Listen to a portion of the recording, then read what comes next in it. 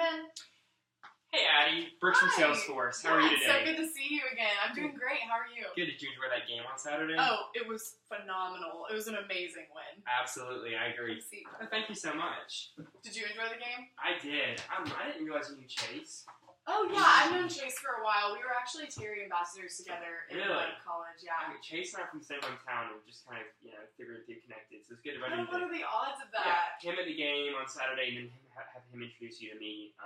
So it was really cool. Oh, yeah. It was awesome. I love Chase. He's a great person to know. Yeah, absolutely. So before we get started, I've got my business card here for you. Okay, thank you. I know you have my phone number already, but I've just got some other information, email and whatnot, if you need anything after today. Yeah, great. Thank you.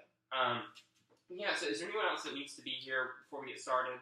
Actually, today it's just going to be me. We are evaluating a few other CRM systems right now.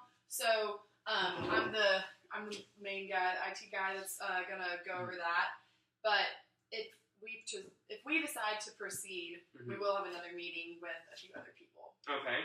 All right. So I know we have about 20 minutes. I know you're busy. Like you said, you've got other CRM softwares to kind of go over.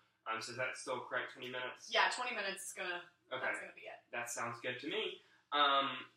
So if you don't mind, I brought an agenda. I'd love to go over that. It's kind of like a brief overview of what we're going to be talking about today. Yeah, let's hear it.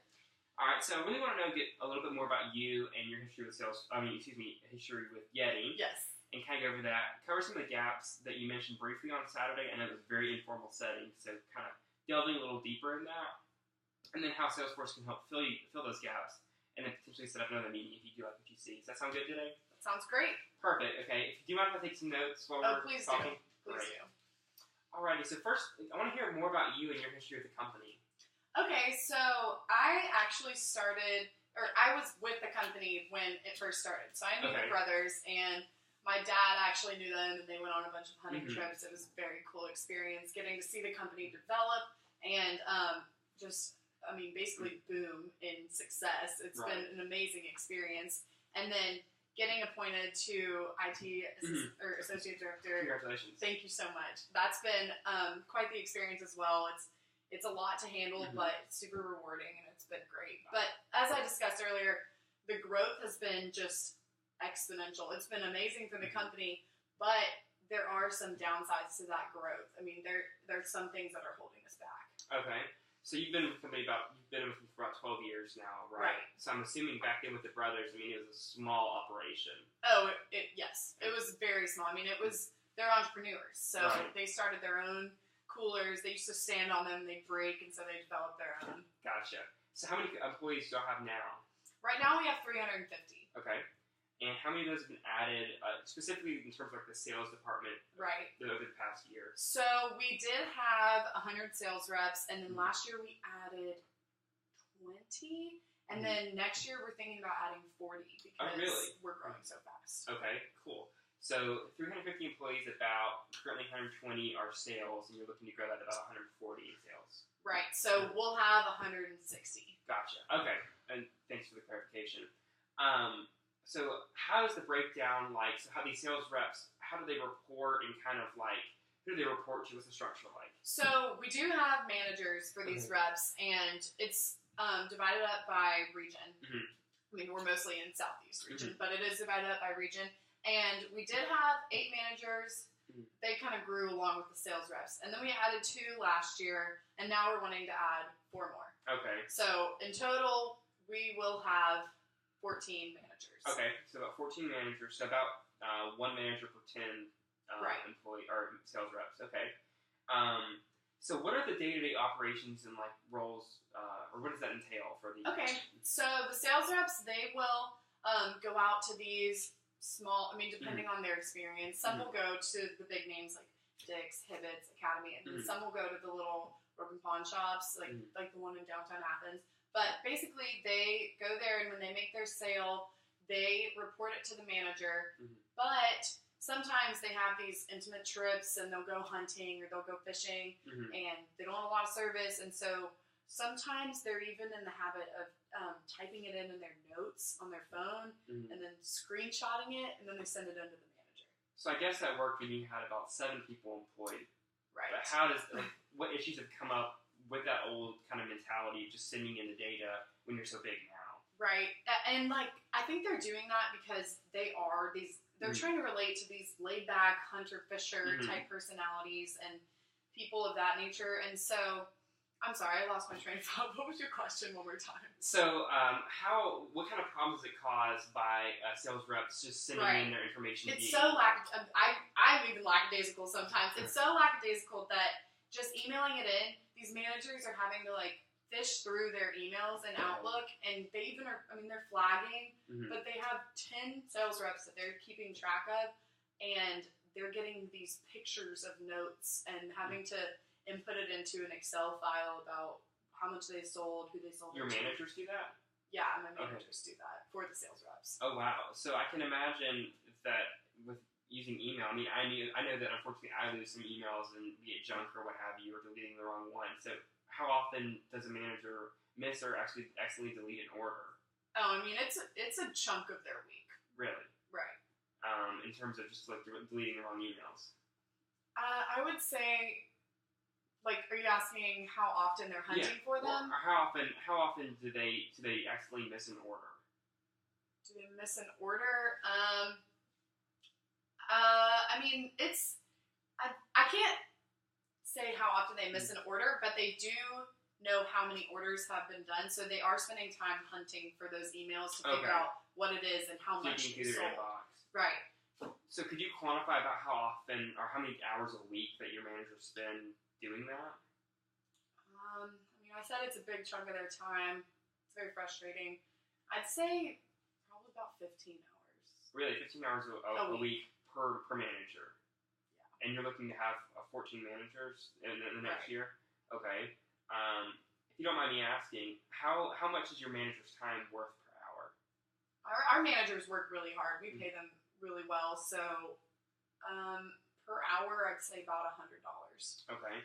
So if you don't mind me doing some calculations real quick, it seemed like to me with 15 hours a week and 14 managers with $100 an hour, you're spending about $21,000 a week on sorting through email inboxes. Oh, wow. Is that correct? That is correct. I mean, the numbers say it all. So I can imagine with your managers being so busy in your company growing, there's some things that your managers could be doing with their time otherwise. Is that correct? Oh, yes. I mean, they could be doing... what I really want them to be doing is figuring out where these big growth areas are so that they can direct their reps there. Okay. So kind of more the big picture rather than the nitty-gritty inbox thing. Exactly. I mean, that's we have the sales reps to do the nitty-gritty work, going out there and communicating with all these customers. So with the slower process of this manual entry, are there ever, on the flip side, incorrect production figures based on like the time that the managers take to put in data? Unfortunately, yes, there are, and it's also just the growth factor as well. I mean, that's our biggest thing right now. It's a positive, but it's also a negative. Part of it's our ERP system. We've had that for a while, and it's also manual. It's just a lack of communication, and I feel like that might be happening because of production, thinking of this number, and then we have accounting who's accounting for a certain budget, and finances. There's just not a lot of communication. Okay. So when you have that lack of or missing production figure, like we just mentioned, does it ever cause problems with your clients? Who may not receive the full order and there's kind of like a back order? Fortunately, it doesn't happen a lot. But it has happened, so it's not something that we accept because it does conflict with our main focus, which is the customer. Okay. And so, the reaction is as you'd expect. They're not happy, but fortunately, it's not with those big names. It's not with Dick's. It's not with Academy. It's with those shops in downtown Athens. So it's not a huge order, but it's lost revenue. I'm sure that still impacts your brand image, though. Oh, it does.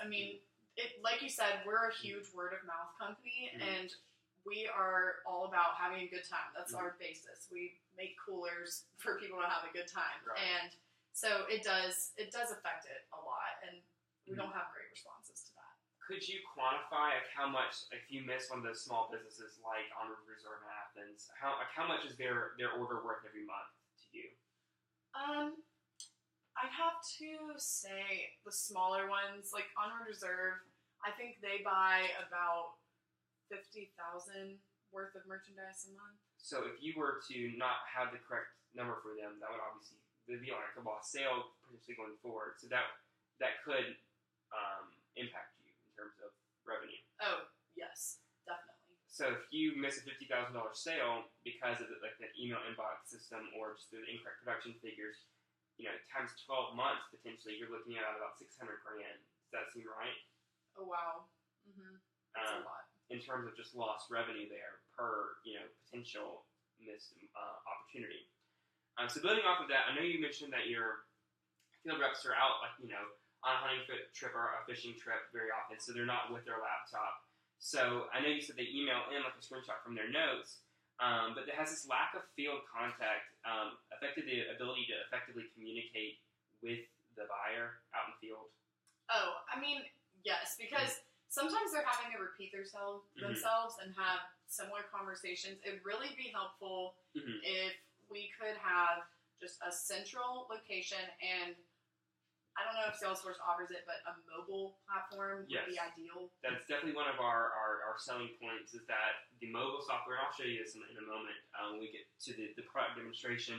The mobile software has everything that the full web platform does. So a sales rep in the field can enter all of their information, and it automatically updates. So accounting, production, and whoever the managers can see. Oh wow! Can we actually look at that now? Yeah, absolutely.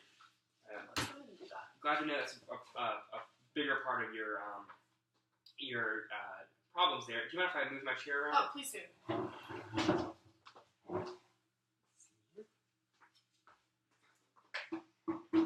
So go ahead and pull up the SalesForce homepage here. And I will go ahead and mention that this is all customizable. So this is more of our generic kind of starter package, if you will. Okay.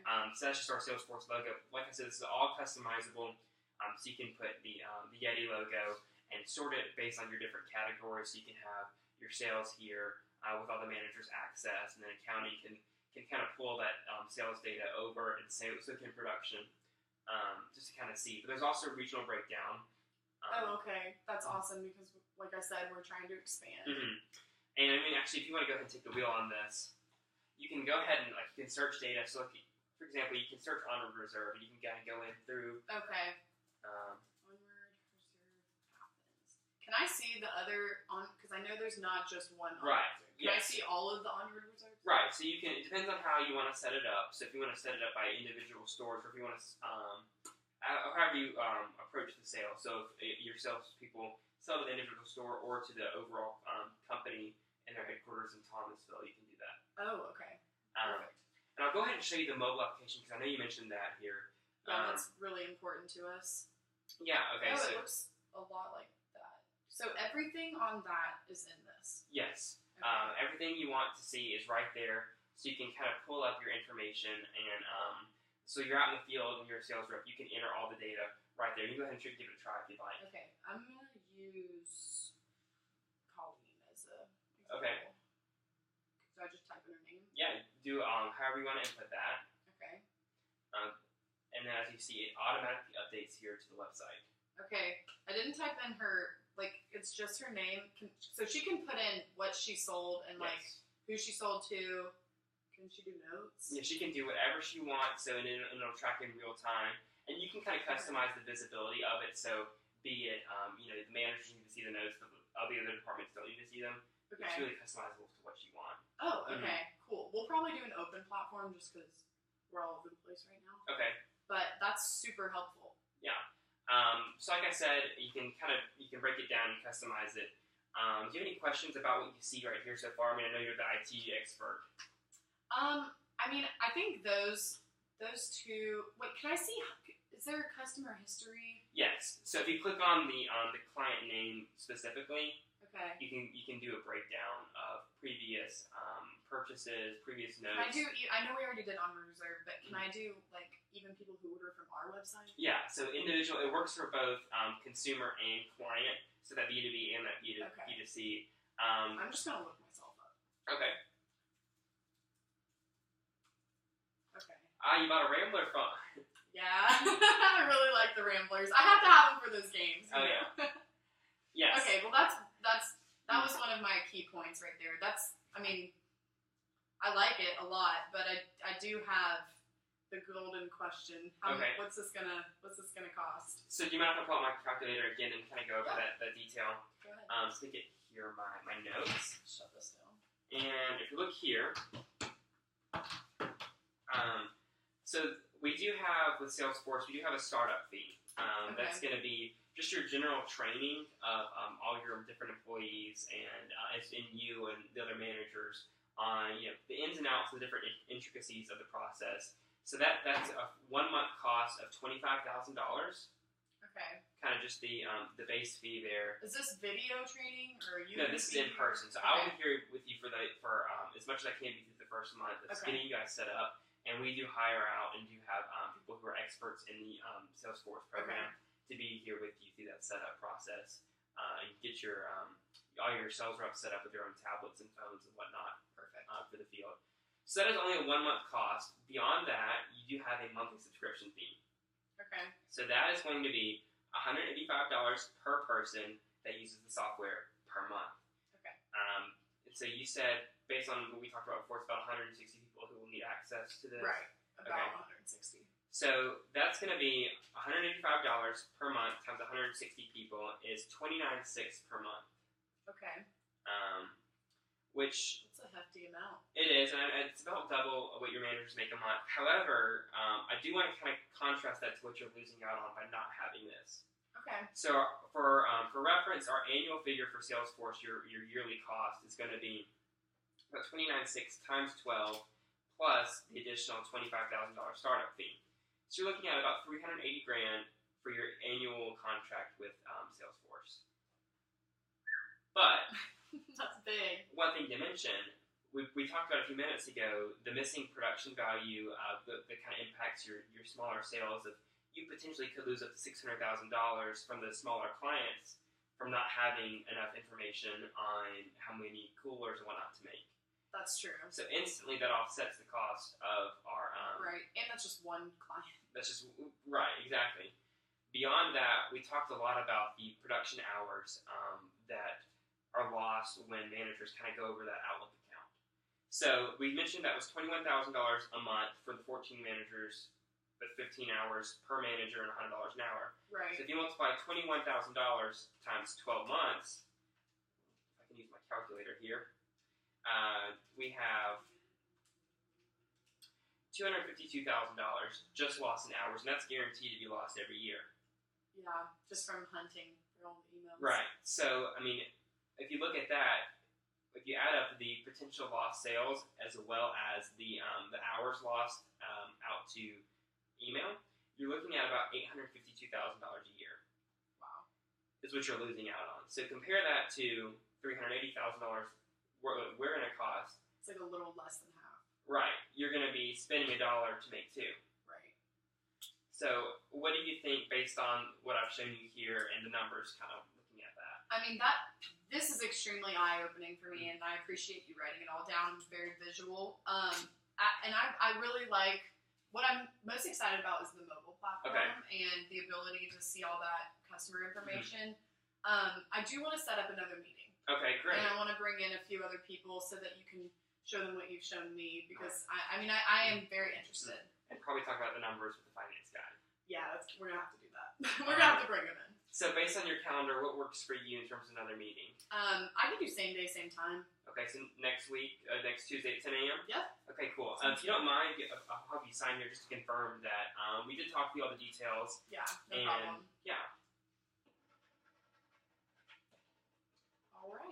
Alrighty, Addie. Well, I appreciate your time today. I know you're a very busy woman, so I'll let you get back to it, and I look forward to seeing you next Tuesday. Yeah, thank you so much, Brooks. Tell Chase I said hi. I absolutely will, and I hope that you have fun at the next game. Oh, I will. Bye, Brooks. All right, take care.